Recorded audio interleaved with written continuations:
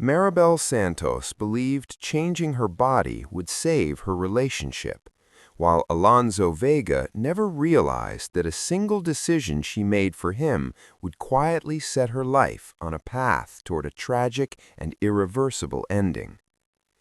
Maribel Santos was 53 years old, and most people who knew her would describe her life as ordinary and predictable.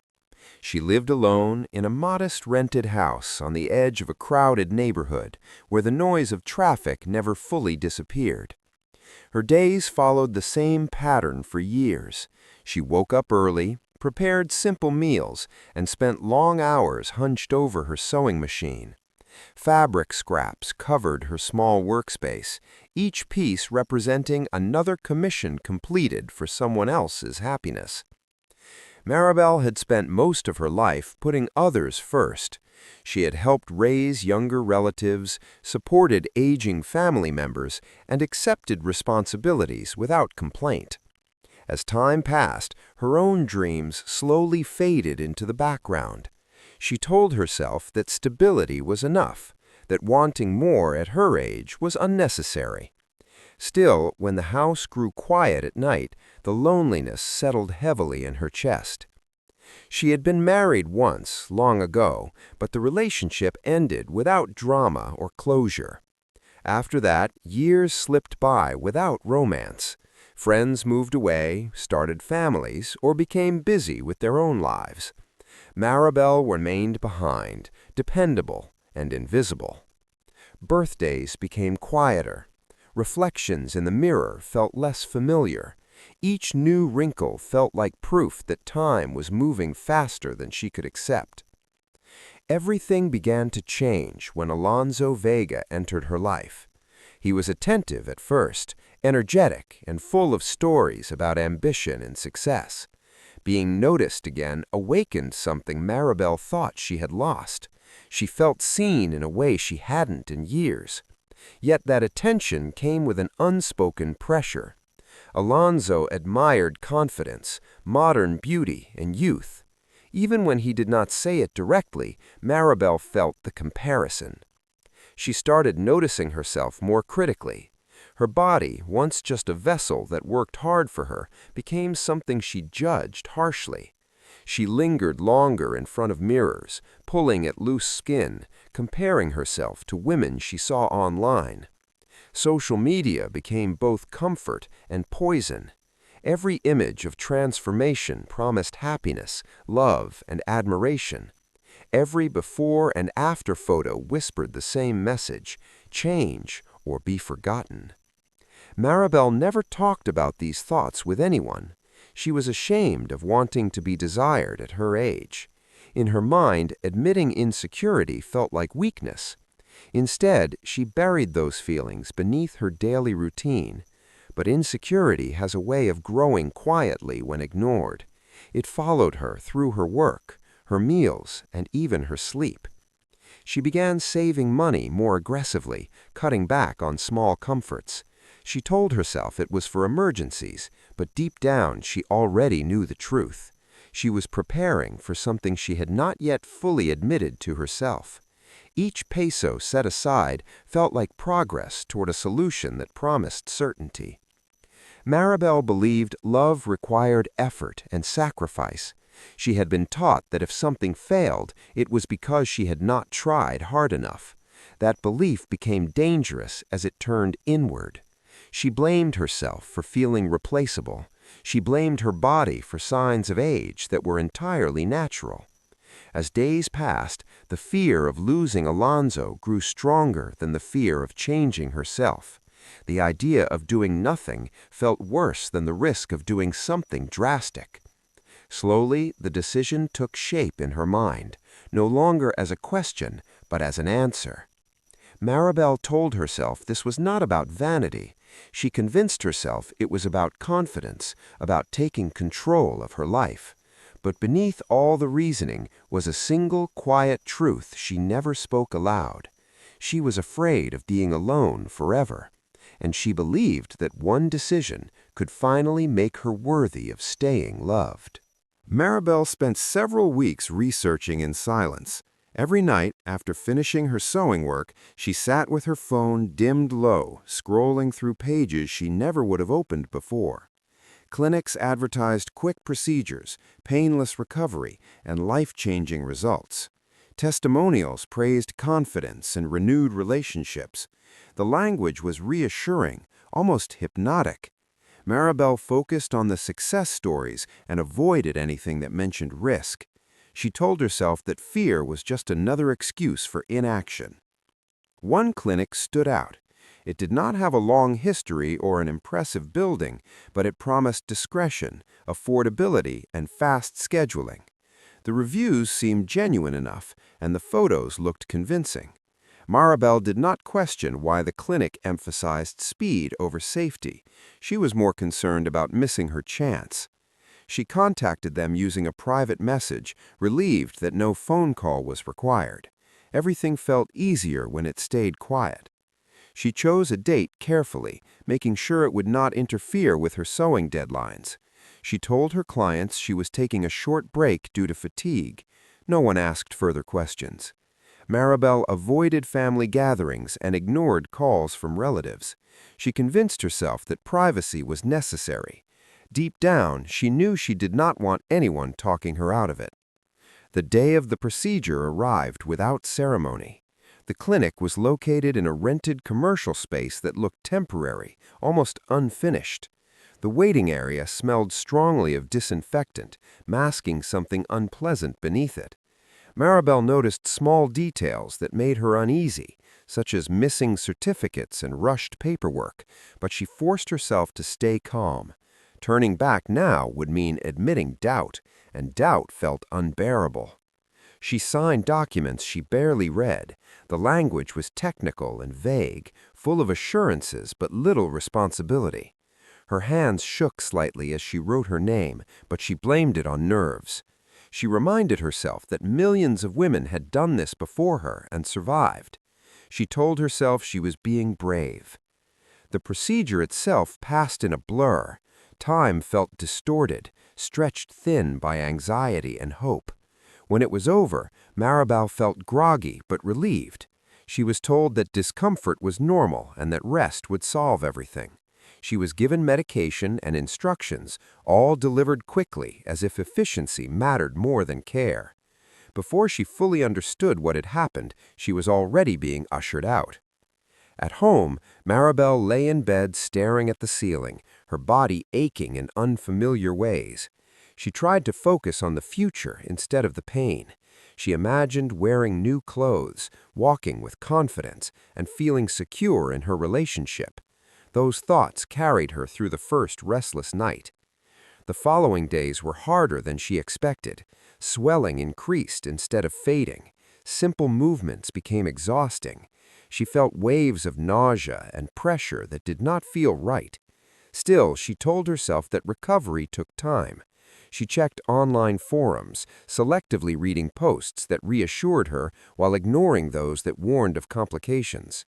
Maribel avoided mirrors, afraid doubt would undo her resolve. She avoided messages from Alonso, responding only briefly and claiming she was busy. She wanted to surprise him once she healed. She believed enduring temporary suffering would lead to lasting happiness. By the fourth day, her symptoms worsened. Fever came and went. Her body felt heavy, as if something inside her was fighting back. She considered contacting the clinic but hesitated. She worried they would blame her, tell her she was overreacting, or demand more money. The idea of admitting something might be wrong filled her with shame. Instead, she stayed quiet. She rested when she could and pushed herself when she thought she should be stronger. She continued convincing herself that discomfort meant progress. Every hour that passed without improvement chipped away at her certainty, but she clung to hope because letting go felt too frightening. What Maribel did not realize was that her body was not healing, it was warning her. The materials used in the procedure were already triggering a severe reaction. Infection was spreading slowly, invisibly, beyond the surface. Each moment she waited allowed it to grow stronger. By the end of the week, Maribel was too weak to work. The sewing machine remained untouched. Unfinished fabric lay folded where she had left it. Her phone buzzed with missed notifications she did not have the energy to check. She lay in bed, listening to her own breathing, trying to convince herself that tomorrow would be better. The decision she believed would secure her future had already set something irreversible in motion. While Maribel waited for reassurance that never came, the consequences of trusting the wrong people were quietly taking hold, preparing to turn hope into tragedy. The days that followed blended together in a slow, painful haze. Maribel's sense of time began to break down as her body grew weaker. Morning and night no longer felt distinct. Light filtered through her curtains, but she rarely had the strength to get up and open them. Every movement demanded effort, and even breathing felt heavier than it should have. The pain was no longer limited to one area. It spread through her chest and back, sharp one moment and dull the next. Fever returned more frequently, leaving her soaked in sweat and shivering at the same time. She tried to tell herself that these were normal signs of recovery, but the thought felt less convincing each day. Her body felt foreign, as if it no longer belonged to her. Maribel stopped answering calls entirely. The sound of her phone buzzing on the table filled her with anxiety. She worried someone might ask questions she could not answer. She worried they would tell her to go to a hospital. That suggestion frightened her more than the pain. Seeking help would mean revealing her secret and admitting she had made a mistake. Her sewing work came to a complete stop. Customers sent reminders, then concern, then silence. For years, Maribel had been known as reliable, someone who never missed a deadline. Now her reputation unraveled quietly, just like the fabric she once handled with care. She noticed a change, but lacked the strength to fix it. Outside her home, life continued without her. Neighbors passed by her door without noticing anything wrong at first. It was only after packages went uncollected and lights stayed off that curiosity began to stir. Still, no one knocked. Everyone assumed she was simply busy or away. Inside, Maribel struggled with more than physical pain. Regret crept in during moments of clarity. She thought about how easily she had trusted strangers, how quickly she had dismissed her own doubts. She wondered why love had felt conditional, why she believed she needed to change to be worthy of it. These thoughts brought emotional pain that felt just as heavy as the infection spreading through her body. Her condition worsened rapidly. She experienced episodes of dizziness that made standing impossible. Her appetite disappeared completely. Water became difficult to swallow. Each attempt to sit up left her exhausted and breathless. Her body was fighting a losing battle, and she did not fully understand why. Maribel attempted to contact the clinic once. Her hands trembled as she typed a message describing her symptoms. Hours passed without a response. When she checked again, the clinic's page no longer existed. The number she had saved went unanswered. Panic set in slowly, turning into something colder and heavier. She realized she had been abandoned. That realization marked a shift. Hope faded, replaced by fear. She considered calling emergency services, but hesitated again. She worried about costs, judgment, and the possibility that it was already too late. She told herself she just needed to rest a little longer. That belief became her last defense against reality. As her strength faded, so did her ability to care for herself. She stopped bathing and changing clothes. Dishes piled up in the sink. The house filled with stillness. The only sounds were the ticking of a wall clock and her labored breathing. Time moved forward, indifferent to her suffering. Alonso did not visit. Messages she sent earlier remained unread. At some point, she stopped checking. The absence confirmed what she had feared all along. The person she changed herself for was already gone. That realization arrived too late to change anything. By the time neighbors began to notice something was truly wrong, Maribel was barely conscious.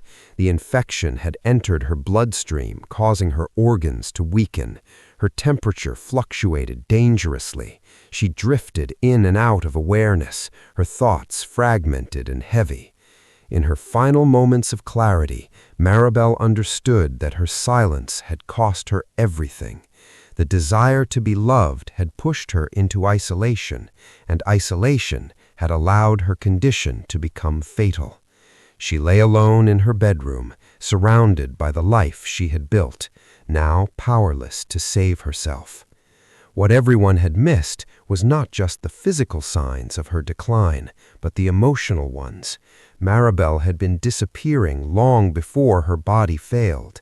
By the time the world noticed her absence, the damage was already done, and the woman who once believed change would save her was fading quietly from existence. Concern finally reached the outside world when Maribel failed to make a payment she had never missed before. The landlord tried calling her, then sent a message and received no reply. Days passed. The silence felt unusual enough to prompt a welfare request. When authorities arrived at her home, the house appeared undisturbed from the outside. Curtains were drawn tight and the door was locked. There were no signs of forced entry, no noise, no movement. Inside, the air was heavy and stale. The rooms were dim, frozen in time. Half-finished sewing projects lay exactly where Maribel had left them. Fabric was neatly folded, tools carefully arranged as if she planned to return at any moment. But in the bedroom, they found her body lying motionless on the bed. There were no signs of struggle, no evidence of intrusion, only stillness. Initial observations suggested a sudden medical emergency. Her age and isolated lifestyle made that assumption seem reasonable. However, the physical condition of her body raised immediate concerns. Severe swelling, unusual discoloration, and signs of infection were impossible to ignore. What first appeared natural quickly became suspicious. The medical examination revealed the truth. Maribel had died from complications caused by a severe internal infection. Further analysis traced the source to a recent cosmetic procedure.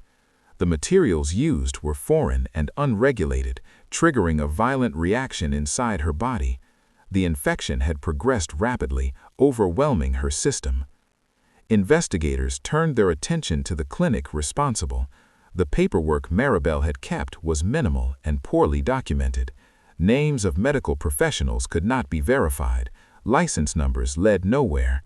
The address listed on the forms was no longer active. When authorities visited the location, the clinic was gone. The space had been emptied, leaving behind nothing but bare walls and unanswered questions. What they uncovered next was even more disturbing. The clinic was part of a larger underground operation that targeted vulnerable individuals seeking affordable cosmetic procedures. These clinics operated temporarily, moving locations frequently to avoid detection. They advertised heavily online, relied on fake testimonials, and disappeared as soon as complications arose. The implants used in Maribel's procedure were traced back to an illegal supplier. The materials had not been approved for medical use and were known to cause severe infections. Records showed that similar complaints had been made by other patients, but those cases were never fully investigated. Most victims were too ashamed or afraid to come forward. As investigators pieced together the timeline, it became clear how quickly everything had unraveled. Maribel began experiencing symptoms almost immediately, but the lack of follow-up care sealed her fate. The clinic had no system in place for post-procedure emergencies. Once payment was made, responsibility ended. The discovery of her body shocked those who knew her. Neighbors expressed regret, wishing they had checked on her sooner. Clients wondered how someone so dependable could disappear without warning. Her family struggled to understand how she had suffered in silence. Digital evidence provided further insight. Her phone showed searches related to recovery pain, infections, and warning signs. Messages to the clinic went unanswered. The final days of her life were marked by isolation and fear, documented quietly through missed calls and unsent drafts. Authorities classified the case as a wrongful death caused by illegal medical practice. Yet, despite the findings, arrests were slow. The people responsible had vanished, leaving no clear trail behind. The system that failed Maribel was complex and deeply rooted, designed to avoid accountability. What made the case especially haunting was how preventable it had been. Proper medical care, timely intervention, or even a single honest conversation could have changed the outcome. Instead, secrecy and desperation created the perfect conditions for tragedy. Maribel's death exposed more than one illegal clinic. It revealed a network that thrived on insecurity and silence.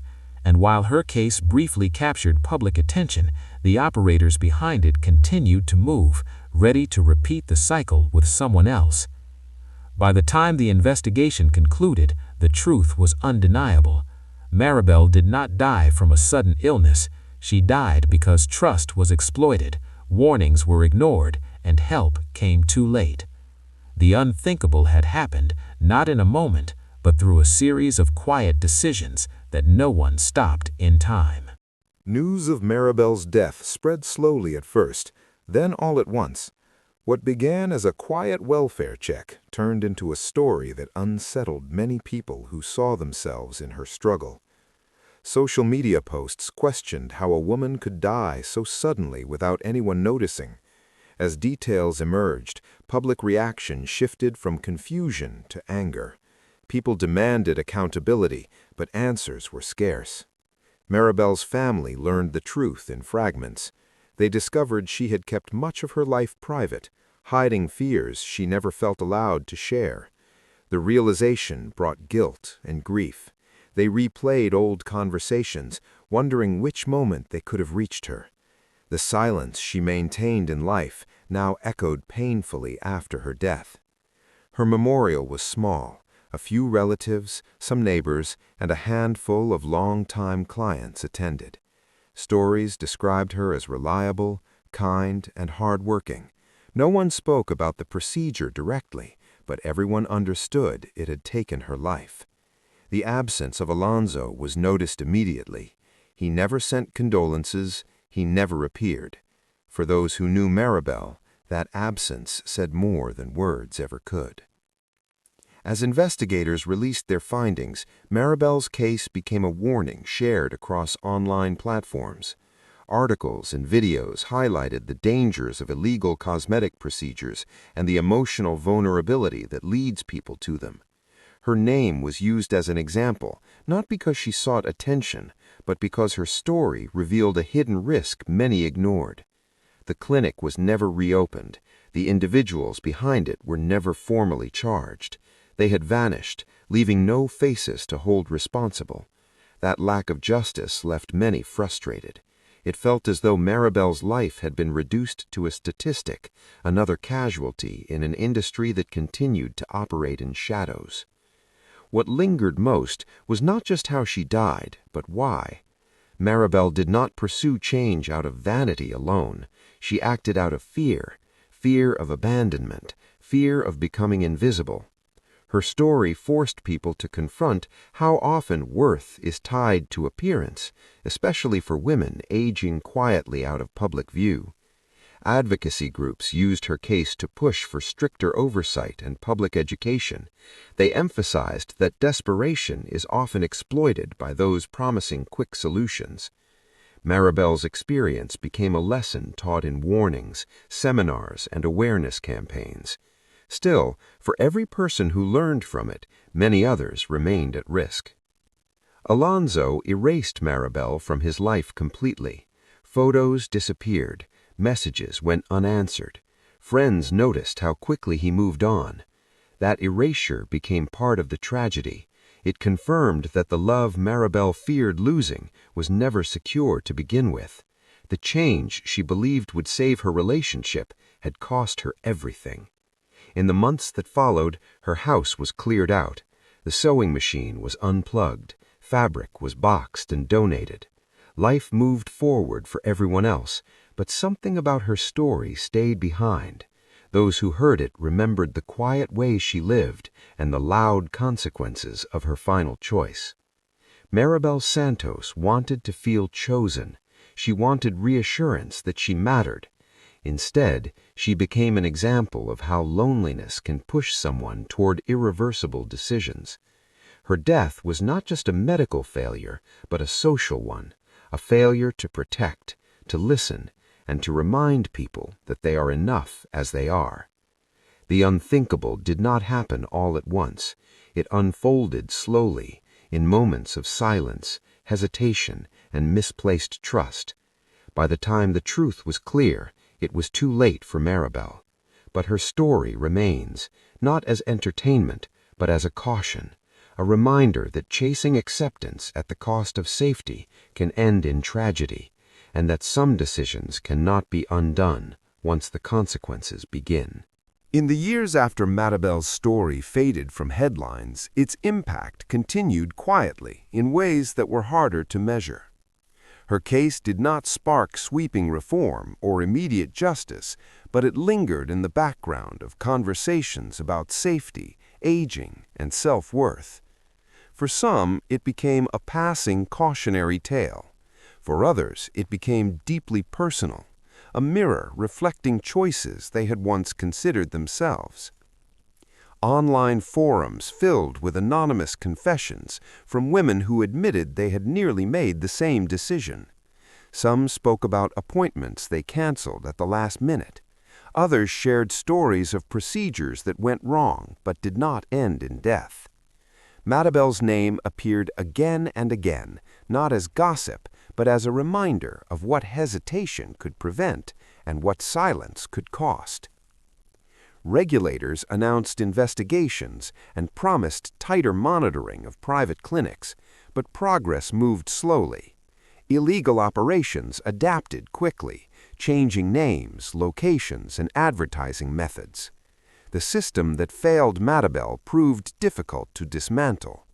While authorities chased paperwork and digital trails, new clinics appeared, offering the same guarantees that had once convinced her. What remained unchanged was the emotional vulnerability that made such promises powerful. Loneliness did not disappear. Insecurity did not fade with age. For many women, especially those living quietly and independently, the fear of becoming invisible grew stronger with time. Maribel's story showed how easily that fear could be exploited. Her family continued to grieve privately. They avoided interviews and refused to turn her death into a spectacle.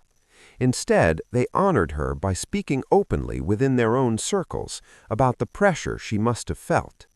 They encouraged honesty, reminding others that secrecy can be dangerous when it isolates someone who needs help. The house where Maribel lived was eventually rented out again. New occupants moved in, unaware of what had happened there. Life filled the rooms once more, washing away physical traces of her presence. Yet for neighbors who remembered her, the house never felt entirely ordinary again. It stood as a quiet reminder of how someone could disappear without noise or warning. As time passed, the details of the case softened, but the lesson remained sharp.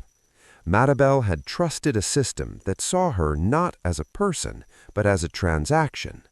Once the exchange was complete, her suffering became irrelevant to those responsible. That realization unsettled many who learned about her fate. Her story also challenged the idea that drastic change leads to happiness. The transformation she sought was never truly about her body. It was about reassurance, belonging, and feeling valued. Those needs were real, but the solution offered to her was false. By the time that truth became clear, it was irreversible. In quiet moments, people who followed her case asked themselves difficult questions. How many others were suffering silently? How many were making dangerous choices without support? How often did society overlook those who appeared strong simply because they never asked for help? Maribel's life became a reminder that tragedy does not always arrive with chaos. Sometimes it unfolds slowly, hidden behind closed doors and unanswered messages. It grows in the space between fear and hope, fed by the belief that love must be earned through sacrifice. Though she never intended to become a symbol, Maribel Santos left behind something lasting. Her story forced uncomfortable reflection. It challenged the idea that self-worth should be negotiated or proven. It exposed how quickly trust could turn fatal when oversight and compassion were absent. In the end, Maribel's legacy was not defined by the procedure that took her life, but by the questions her death raised. Questions about safety, responsibility, and how society treats those who feel unseen. Her story endures not because of shock alone, but because it reveals how easily the unthinkable can happen when silence replaces support and fear overrides self-acceptance. Her life ended quietly, but the meaning of it continues to ripple outward, reminding others that the desire to be loved should never require risking one's life, and that no promise of acceptance is worth the cost of disappearing forever.